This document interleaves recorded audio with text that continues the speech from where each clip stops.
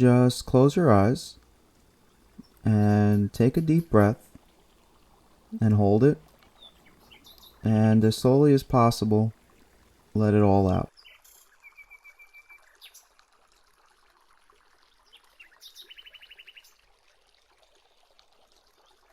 Now consider the premise that the self cannot exist.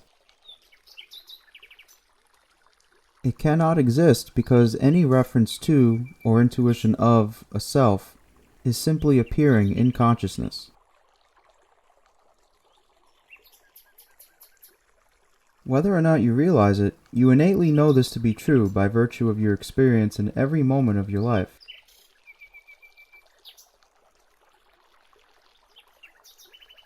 And recognize that your intention to meditate in this moment is the intention to simply realize that which is already true. Recognize as well that this intention is also an appearance in consciousness. Where else could it be noticed?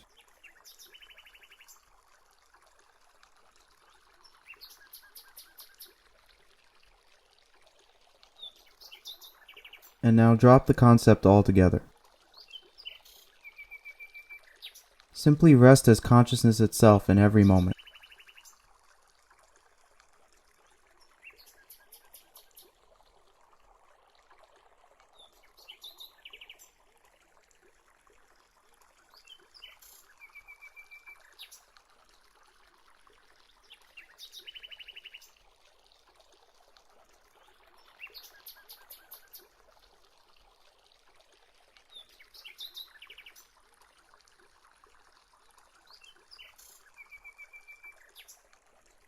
Now open your eyes and direct your attention at random objects in your visual field.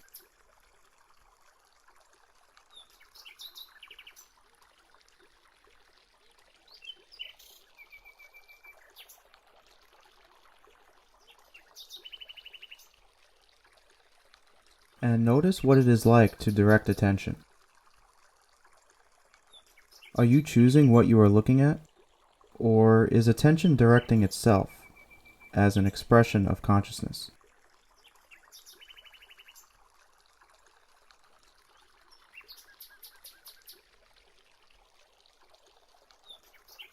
And notice any thoughts that arise in concurrence with paying attention. Notice how they aren't known to you or conceived by you before they appear.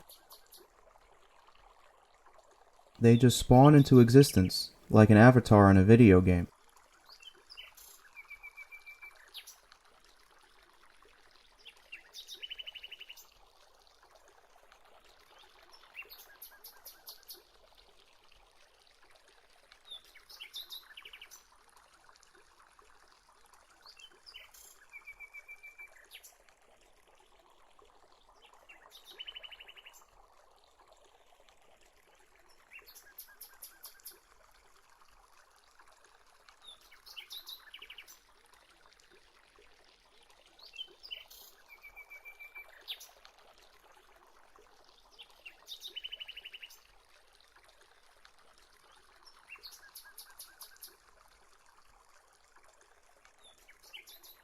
We know what it's like to feel identified with our thoughts, but this is a conundrum.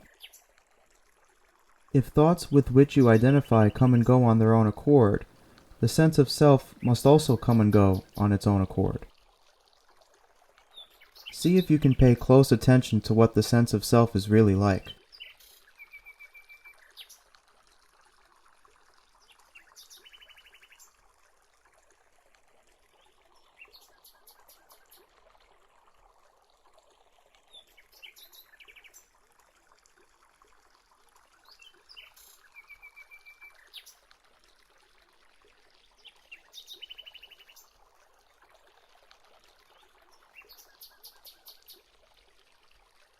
Where is the actual self if the sense of self can be noticed and also dropped in this continuum of conscious experience?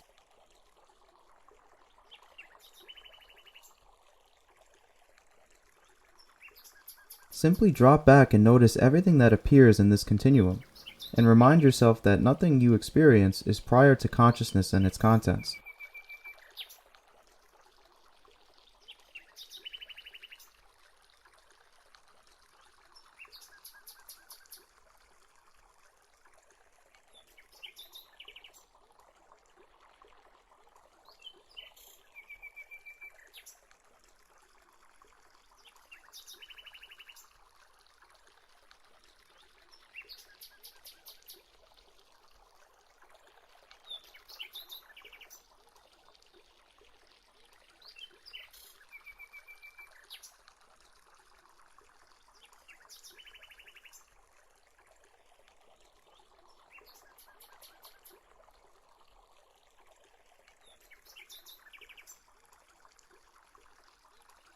Since there is the ability to notice thoughts, and thus the ability to identify with one's thoughts, what is doing the noticing and identifying?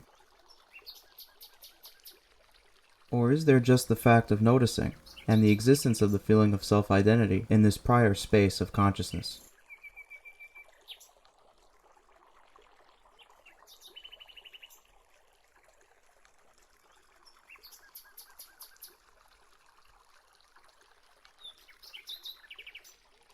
For the next few minutes, examine your thoughts as if they're specimens in the lab of your mind. You may notice that your thoughts become impersonal and devoid of their emotional significance. Just as your visual field is reducible to simply light, color, and shadow, your thoughts are reducible to abstractions of the mind, devoid of the personal meaning that your sense of self assigns to them. Just rest as that condition, in which thoughts are simply appearing and disappearing on their own, and gently look for where the self is located, in this open space of consciousness.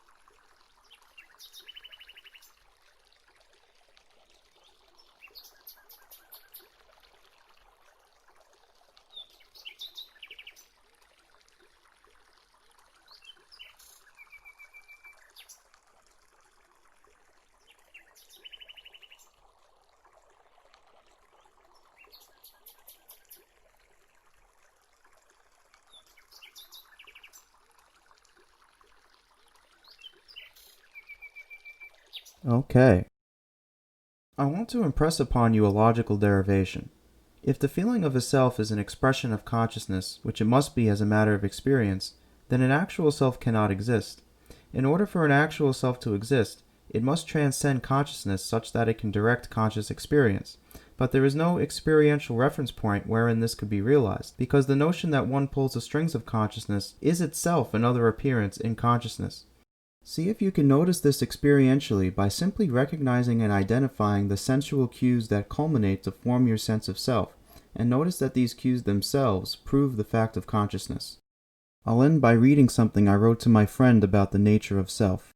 I wrote, "The self is not the director of attention, the creator of intentions, the voice in your head that guides your practice, or the noticing of any of these things. The intuition of a self is in equanimity with these appearances and all other appearances as well. Just meditate on that reality. And with that, I hope you have a great rest of your day, and keep on practicing.